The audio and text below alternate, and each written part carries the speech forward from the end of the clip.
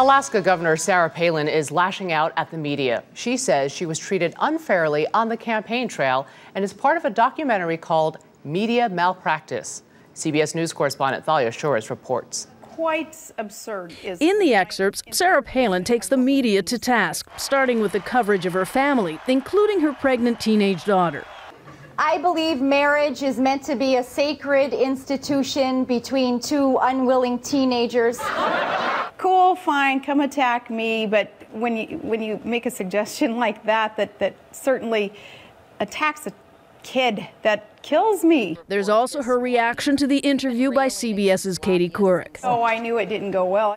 Governor Palin blames her campaign staff and the editing.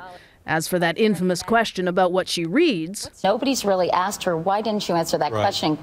Because, Katie, you're not the center of everybody's universe. To me, the question was more along the lines of, do you read? What do you guys do up there? Okay. Documentary maker John Ziegler explains his goal. My goal in interviewing Sarah Palin, and my goal for this entire documentary, is to set the historical record straight.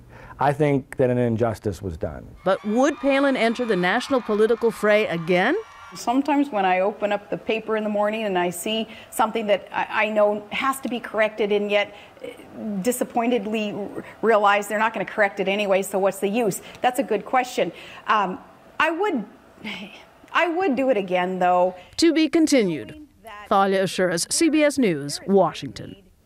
Joining us now are political analysts Bay Buchanan and Joe Lockhart. Good morning to you both.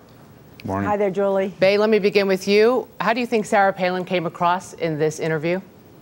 I think she came across as very authentic and genuine, but we knew that about her. But I think in addition to that, she was extremely articulate, very fluid, no bitterness. I think she was reflective and thoughtful, laid out what she believed happened.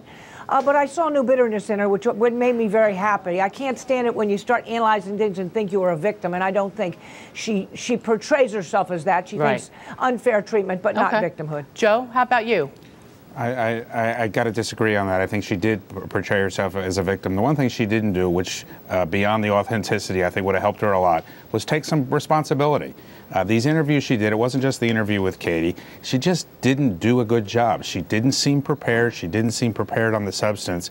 And blaming the media, blaming the bloggers, blaming Katie Couric, blaming her staff, all those things she did. One thing she didn't do was say that maybe I didn't do as well as I could have.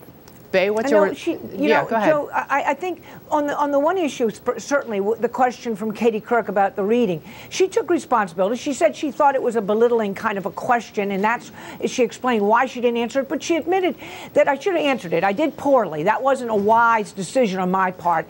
So I thought she did take some responsibility, and where she blames the media, I think, in a kind of a way that she really holds them responsible. It's not when the attack on her, but the attack on her family, her children, and I think all parents would be sympathetic to that. I think the media really was way off base, and somebody should have called him on it. Joe, you want to respond to that?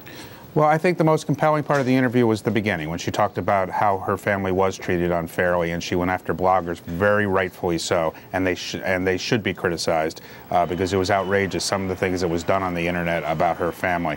But beyond that, I don't think she took responsibility, and she was pointing the finger of blame. She took issue with something on Saturday Night Live, and that goes to maybe she just doesn't understand the game as well as she should.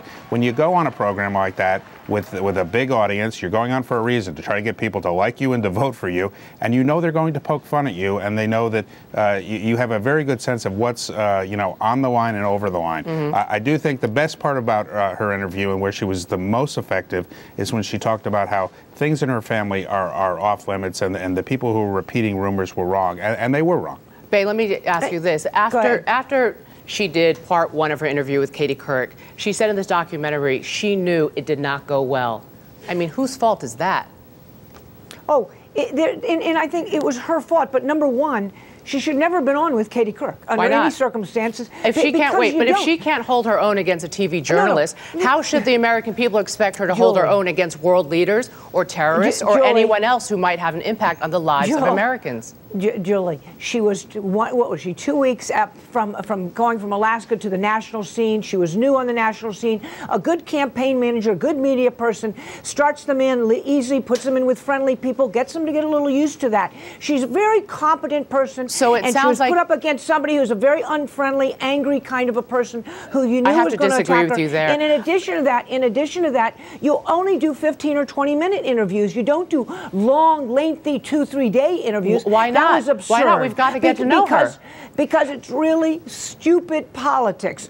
Because you want to make certain that the only thing you give the media is that which you want them to use. Your message, your points. We got to go. And you can do that in 10 to 15 minutes. You don't need 2 days to do that.